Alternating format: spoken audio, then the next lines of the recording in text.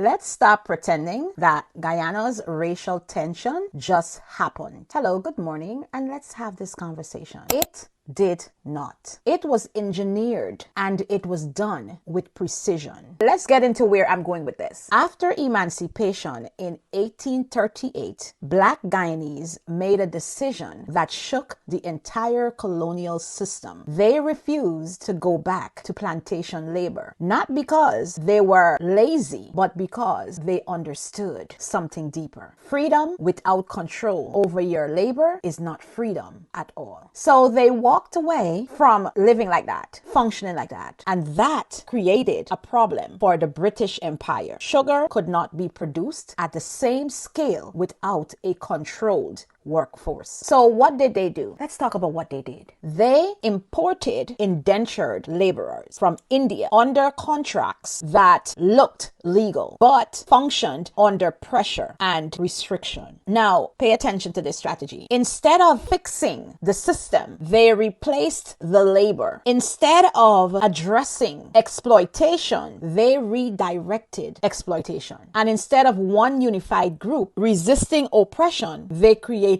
two groups competing for survival. That is how you weaken power without ever appearing violent. Wages dropped. Conditions stayed harsh. But now the tension was no longer just between worker and system. It became worker versus worker. And that shift changed everything. Because once people start competing at the bottom, they stop questioning what is happening at the top. Now, here is where the conversation gets uncomfortable. Black Guyanese were not just left behind. They were gradually pushed out of land-based economic power. Agriculture, which once presented or represented ownership and control, became less accessible. Many moved towards public service, migration, or urban survival. Stable income, yes, but limited ownership. And over time, that does something to a people. So when people say, oh, the Indians are against black or black against Indian, we have to look at where that started. It reshapes how success is defined. It moved the focus from building systems to maintaining position without someone else's system. Fast forward to today. People argue about who is ahead, who is behind, who is favored, but very few people ask the real question. Who designed the game in the first place? Here is the part most people are not ready for, or are they not ready to hear. If generations later, the conversation is still centered on each other instead